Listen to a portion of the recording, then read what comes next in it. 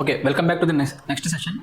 So in this session we are going to discuss about role of mechanical engineering in manufacturing sector. Okay, how his contribution is there in manufacturing sector we can see. So in the first slide you can see, so role of mechanical engineering in manufacturing sector. So mechanical engineering plays a crucial role in the manufacturing sector by designing. So again we can see the most repeating word, that is designing. Next one, developing. Okay, develop. Next one, and optimization. So optimization is very important. That means how the product is getting valued, and that means at what point of time it's getting valued. That means if he is going to decide whether the product is valid or not. So for that one he has to do optimization. So depends upon the optimization only he can go further. Next one is processes. So what kind of processes he can go? That is, sometimes he has to make some operations like drilling, milling, boring, contouring, shaping, slotting. So all these kind of operations he has to do. So what kind of process he has to go? The first, machinery. Okay, what kind of machines he has to use for delivering the final product? That is, for one particular product, one machine is not valid. He has to undergo at least 10 to 12 machinery operations. So in such cases, definitely he has to give a plan. He has to give an idea about what kind of machinery it has to get involved, and systems to improve efficiency. So definitely one of the most important factors is improving efficiency. Even the final product is not at all the decider factor.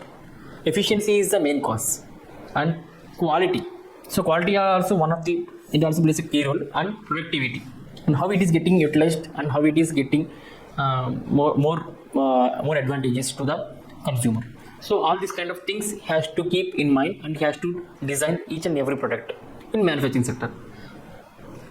So first of all, you can see all these kind of images here. So these images are nothing but the machinery items. So all these are machinery items. So you can see this. This is a lathe machine. So this is universal machine, lathe machine. So this is a drilling machine. Okay, this is a slotting planning machine. Afterwards, these are grinding machines. This is milling machine. Afterwards, this is one kind of CNC machine. So all these are machinery operations. So if you take one product, first of all, each and every product has to get reliable. That is, each and every product has to get machinery operation. So for that, if it is necessary for getting a drilling one, definitely the product has to get over there. It has to get drilled and it has to come back. After, if it has to get some kind of knurling operation, definitely it has to be done on lathe machine only. If it has to get some kind of surface kind of removal, so definitely it has to go over there. So all these kind of things, all these kind of machinery operations, it has to be done by mechanical engineer only. Okay. So next one, see, you can see the considerations. First consideration is product design. Again, we are going to implement the design. Okay. So for suppose if you are going to use bottle, so what are the bottle we are going to take water? So that bottle, each and every bottle has one kind of cost, and each and every bottle has one kind of design. So depends upon the design, again he has to take into consideration. So the design has to be involved in CAD tools. So you have to use computer aided design, CAD, or some kind of updated software like CATIA, ProE, ANSYS. All these kind of softwares he is going to use. He is going to use, and with the help of this softwares only he is going to develop products. After designing the product only he is going to manufacture. So before manufacturing he has to design probably. Okay, so involved in the initial design and development of products, they use their knowledge of materials, mechanics, and thermodynamics to create designs that are functional, efficient, and manufacture. These three things are important. It should be functional. So after designing, it should be functional and efficient. That is, if the product is getting break very easily, what is the use of the product? So it should not get break. It should not get break at any point. In such cause also, this should be done efficient. And final one is manufacturable. So that should be manufactured very easily within less time, within less power consumption. It has to get manufactured. It should be functional, it should be efficient, and it should be manufacturable. All these three things he has to keep in mind. That then only he can go for manufacturing. Next one is CAD and CAM. Okay, CAD and CAM means computer aided designing and computer aided machining. So this is a image you can see here. So we are going to give some operations inside this machine. So with the help of this machine, every operation can be done by itself only with the help of CAD and CAM tools. Okay. See here, use CAD software to create detailed 2D and 3D models. So if you want to use 2D and 3D models, definitely you are going to use CAD software. Very, very important software, that is CAD software of products, and CAM software. So once the product is designed, it should be transferred into CAM software to generate machine tool parts for manufacturing those products. Okay, for whatever the tools that it wants. So CAM software will help to create the tool, and it will do operations according to the tool. Okay, according to the necessity of the product. Okay. Next one, material selection. So material selection means, so first for every product there will be one material selection. For suppose if we are using bottles, definitely for a bottle nowadays, so many people you can see, some people are using plastics still, some people are using copper for health purpose, and some people are using steel without getting, and that also is a stainless steel without getting corroded easily. So all these are for only one product is bottle. If we speak about bottle only, we can see different types of materials. So selection of material also is one of the most important factor. So if you want to select one important factor, so selection of material comes a key role. Okay.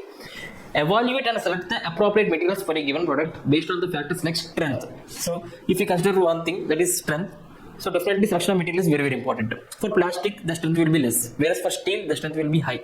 For copper, it will be the better one. So depending upon the strength also, he has to look after. So strength is one of the most important consideration.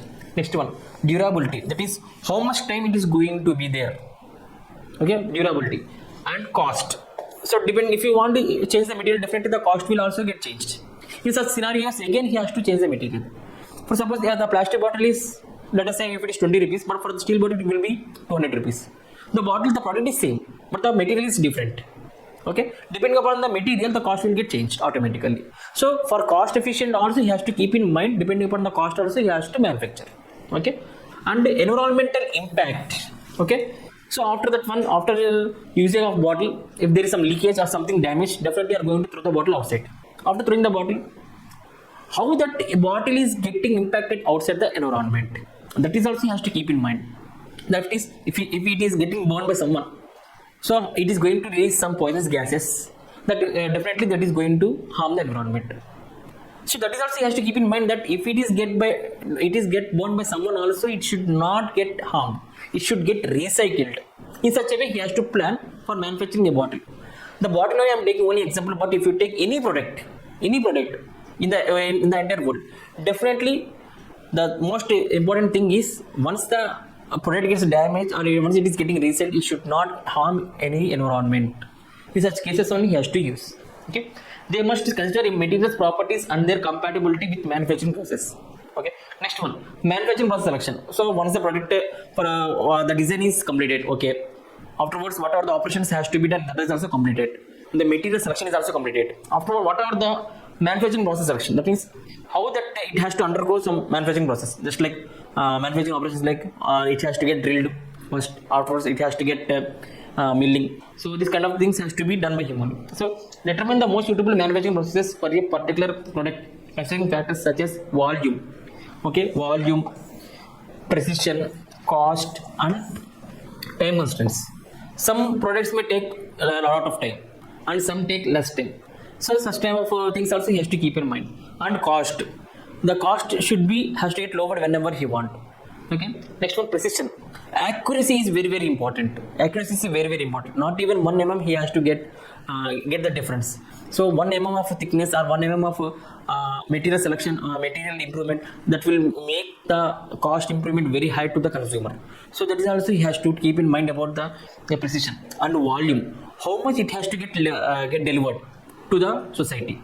That volume also has to be keep in mind about in the manufacturing process selection. Next one, quality control. So the product is completed, it has delivered. So the quality control, whatever the quality is there, he has to check each and every thing has to be checked properly. If the quality is not good and it is released into the market, let us say, what happens? Definitely the products get failed. Okay, whoever the consumers are there, they are not going to buy the product, and that will get loss. So it occurs a huge loss to the industry. So if the industry wants to make profit, definitely the quality has to check by him. So inspection and quality inspection, quality control are very very important factors after delivering and manufacturing one product. That's it. Okay. So once the quality is okay, then once it is been approved by him, then it can be released into the market and it gets success. Okay. Then the owner can see the profits and it can be delivered with a huge margins. So these are things you can see. So next one is automation and robotics. So these are already this thing I have been discussed in the previous classes, the previous sessions also. That is, see here you can see the image and you can see the image here. So in the both images you can see a car. You can see a car. That car can be manufactured by robotic arms only. Not even a human is involved. So each and every instruction is given to robotic arms. So with the help of robotic arms, the car is getting manufactured. That's why you can see each and everything precise, very very quality, and each and everything would be very very fine one. Then only a car can move very smoothly. Okay, and the time consumption is also very very less. Okay, the cost consumption is also very very less. So these types of consideration also keep in mind that quality control, that is about automation, robotics also plays a key role in delivering products. So next one is cost estimation. So before delivering product, so he has to estimate each and everything. That is labor cost. First, initially the labor cost. So how much the labor has to be delivered. Whatever the cost, labor cost he has to keep in mind. Thereafter, material cost. So thereafter, power generation cost. That is actually electricity, whatever he is going to utilize it for machine operations. Thereafter, some kind of taxes. After to transfer the product from one place to another place to reach to the consumers. So designing a product to delivering the cost, each and everything has to take care of each and everything. So that is also done by him only. Next one, regulatory complaints. So if he is getting some kind of wrong feedback or some kind of complaints, so definitely he has to keep in mind and he has to change the product accordingly. To do such kind of things also, this thing is very very important. So regulatory complaints is very very important. So that is, he has to take the judgment from the consumers. If the product is okay, it is done. If the product has some defects, definitely he has to change the design from starting onwards. Again he has to develop, again he has to manufacture. So everything again and again he has to do, and again it has to reach the consumer probably. Then only he is going to get good feedback. Then only he has to get good margins to the industry. So all these are other things he has to keep in mind. Okay. Next one is continuous improvement. So as I already said, continuously he has to change the design of the product. Continuously he has to change the operations. Continuously he has to change this is a continuous learning. In the manufacturing sector, continuously learning and continuous research is very very important factor. Then only you can lower the cost of the product and improve the profits easily. So this is one of the important things. See, involved in continuous improvement efforts, seeking ways to enhance product quality, reducing costs and increase efficiency. So reduce cost and increase efficiency through ongoing analysis and innovations. So he is going to have analysis every time how the product is delivering, and afterwards how he is going to change the product dimensions or efficiency, everything he has to keep in mind. Then only he is going to deliver the product. So these are the things. Okay. So in the next session we are going to speak about how the mechanical engineer is going to give his responsibility in automotive sector also. Okay, thank you.